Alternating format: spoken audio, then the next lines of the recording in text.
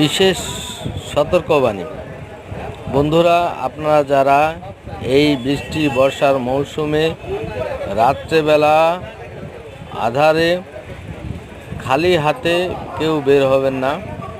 অবশ্যই torch light সঙ্গে নিয়ে চলবেন এবং আপনার প্রতিবেশী যারা আছে তাদেরকে সচেতনমূলকভাবে টর্চ লাইট সঙ্গে নিয়ে বেরোতে বলবেন। রাতের অন্ধকারে যদি আপনার সামনে ঠিক এমনই একটা পড়ে, তখন কি করবেন? অকালে প্রাণ হারাবেন।